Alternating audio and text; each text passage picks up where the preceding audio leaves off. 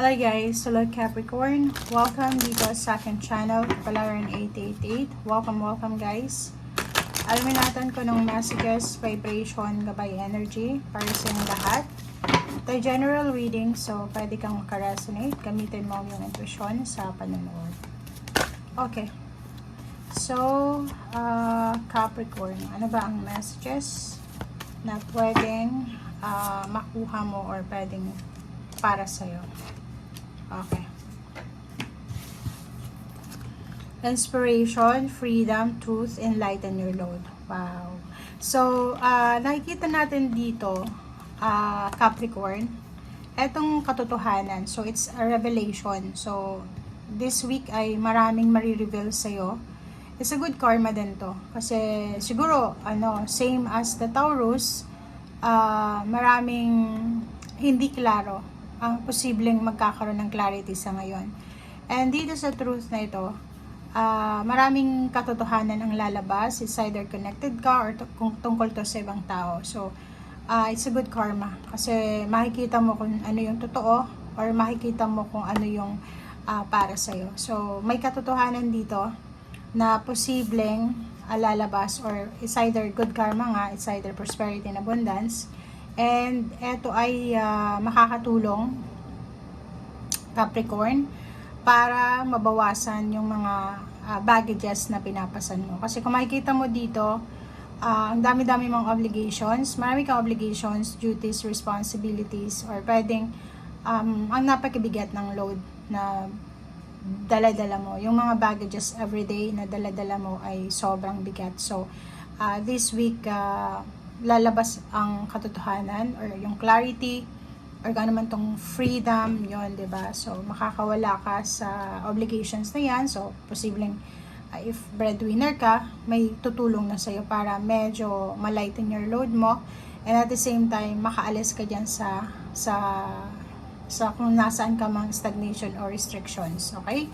And nakikita ko na sobra kang inspired, sobra kang confident, sobrang happy, and willing kang gawin yung lahat para makapagsimula. Willing kang simulan ang dapat simulan. So, nakikita natin dito yung positive energy ng Capricorn. Okay? So, pakicomment sa comment section, Capricorn, if you resonated. So, kung nasa stagnant energy ka habang nanonood sa ngayon, wag kang masyadong mag-alala kasi on the way na yung freedom, on the way na yung blessings para sa'yo. Okay, so family, friends, and guys, number 6, balance. So yun, eto, sinasabi sa'yo na magkakaroon ka ng balance. Okay, so this week is full of balance, full of Libra energy.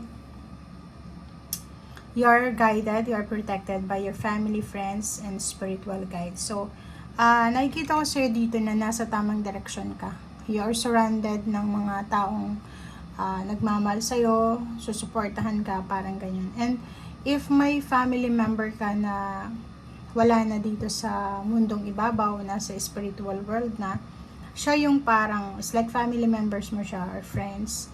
Siya yung guide mo ngayon, na ginaguide ka sa bawat journey na tinatahak mo, or siya yung nagiging guide mo ngayon para sa decision making mo, or siya yung guide mo sa bawat actions na ginagawa mo sa ngayon. So, makinig ka sa sinasabi na yung intuition kasi dyan papasok itong message or information from your guides.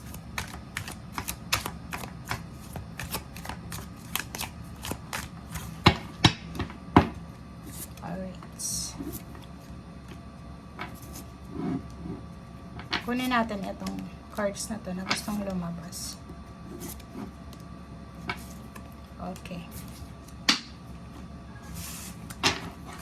Okay, 10 of Cups. Oh, 6 of Swords. Wow. 3 of Cups. Ang galing na ito. Justice.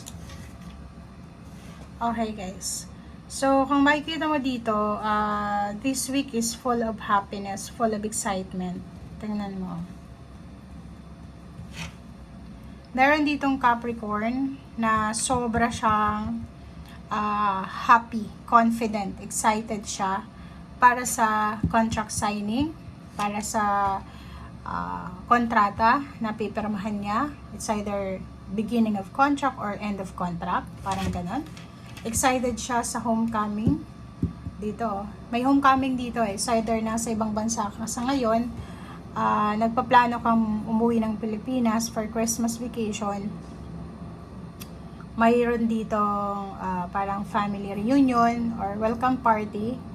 So, nakikita ko sa'yo yung excitement. Excited ka sa pwedeng naghihintay ng visa, naghihintay ng mga government papers, citizenship, residence permit or ganito ganyan.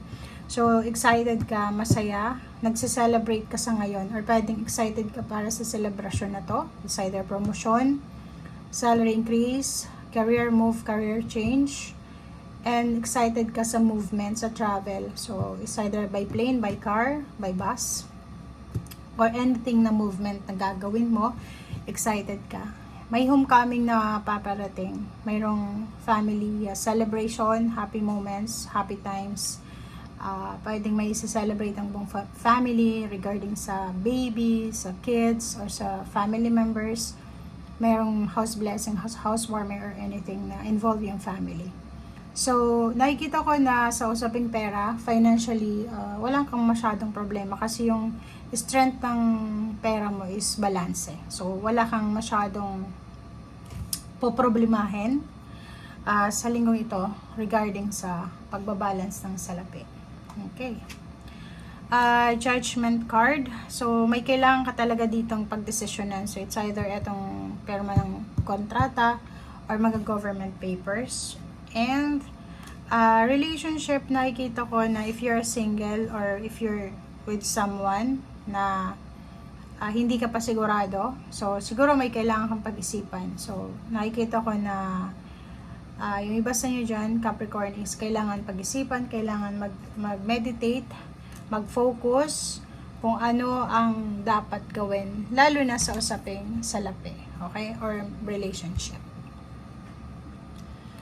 Meron din dito na siguro may isang Capricorn na masyado siyang nakafocus sa kanyang relationship na parang wala na siyang oras para sa pera or sa kanyang financial na buhay. So, this week, sinasabi sa'yo na kailangan ng balanse dito.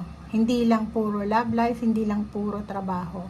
Kailangan balanse yung oras mo sa iyong relationship, sa iyong family, sa iyong trabaho, sa iyong personal life, yung mga me times or me moment mo. So, kailangan mong maging balanse para tuloy-tuloy na itong freedom na nararamdaman mo sa ngayon. Kasi, yun, sa dami ng obligations mo, marami kang pinapasan. Pinapasan mo lahat ng problema ng family, ng friends mo.